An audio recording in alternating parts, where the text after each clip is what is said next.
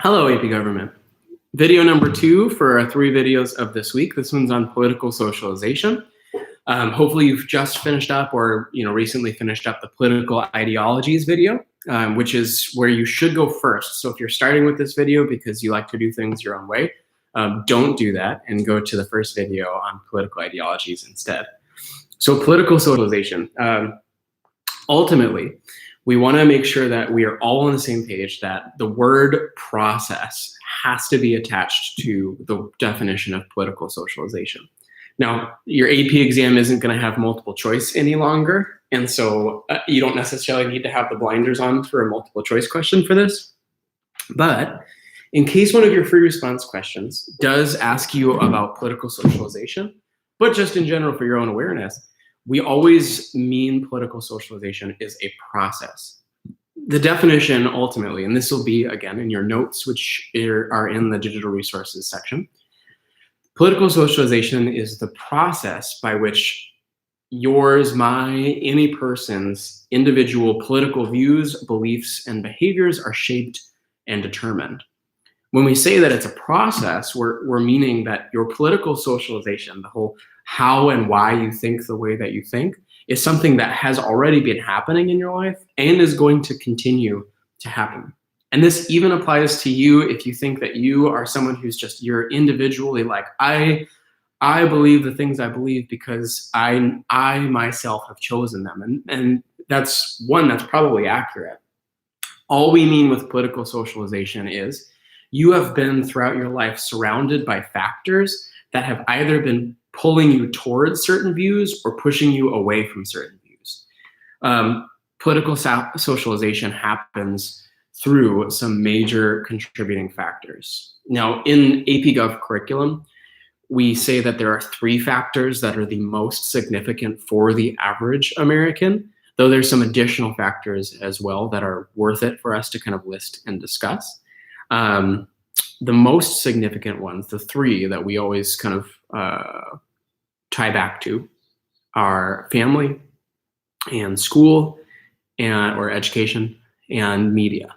Now, think about these as the people or the sources that you are surrounded by most often. Throughout your life, you've been surrounded by your family. And most of you at this point could probably at least do a brief write-up of what some of the political views of your family members are.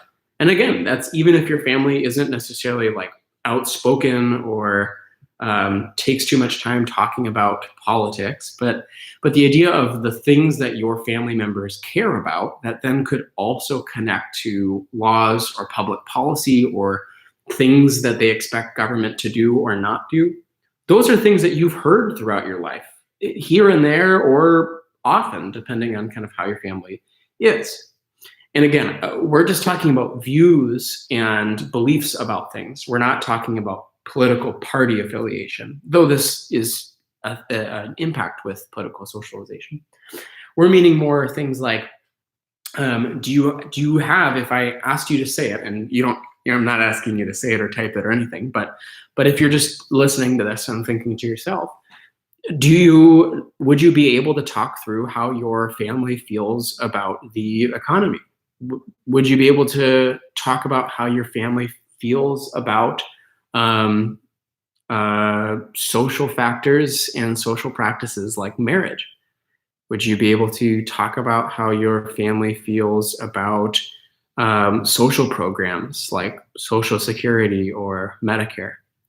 Would you be able to talk about how your family feels about the US military and the US military involvement in different parts of the world? For each of you, you probably have at least a starting point in some, if not all of those areas.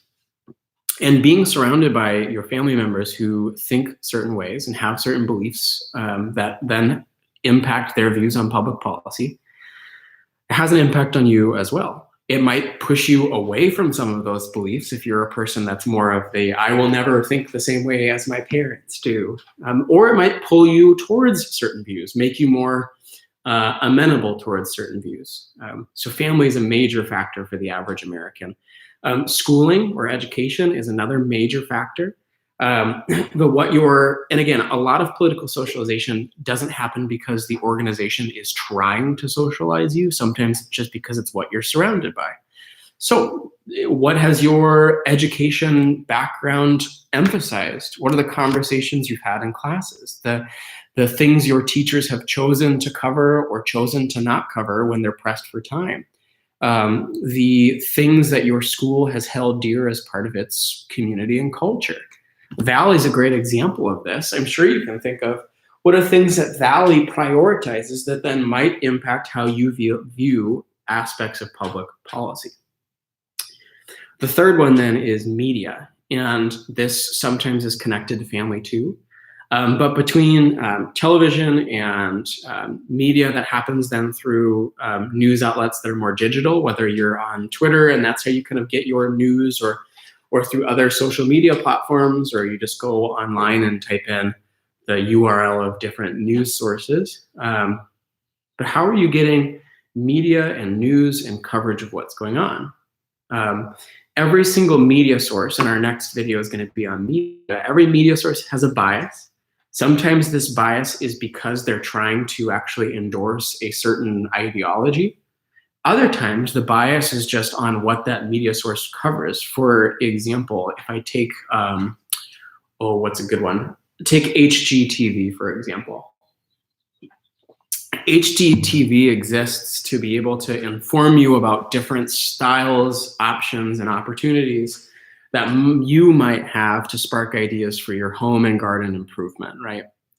Now, with that, the bias of HGTV is they're going to cover things that have to do with home and garden improvement. So it would be strange if you tuned into HGTV all of a sudden and they were doing a walkthrough on how to build a spaceship in your own backyard, because that wouldn't be HGTV. So sometimes bias is just what they're choosing to cover because of the type of source they are.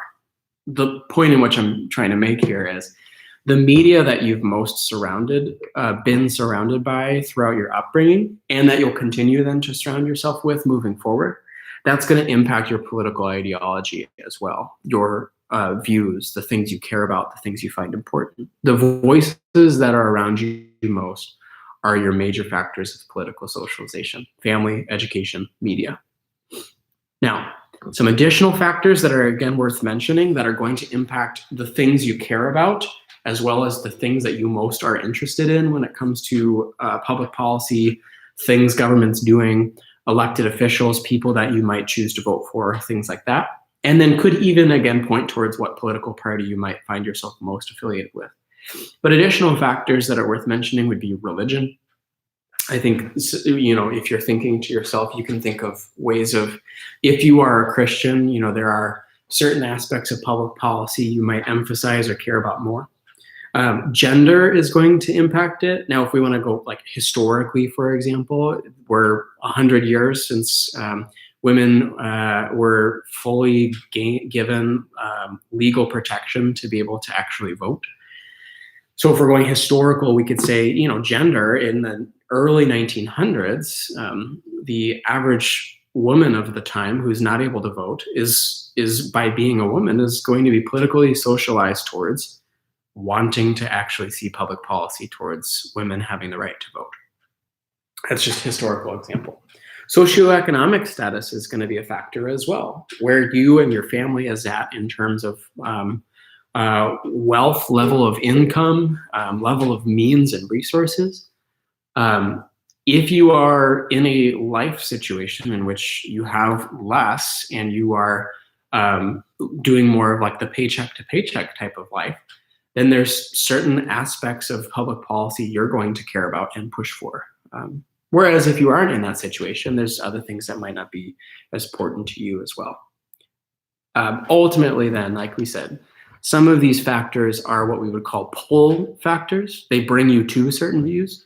And other factors in your life are more push. They push you away from certain views. If you're like I won't think the way my parents do, well then your family is a strong factor. They just are pushing you away from certain views.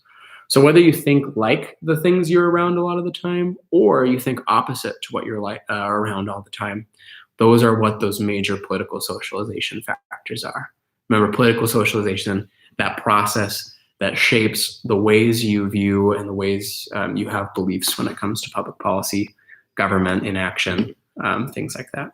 So that's our political socialization. And then we're on to video number 3, which is roles and functions of media. Until then,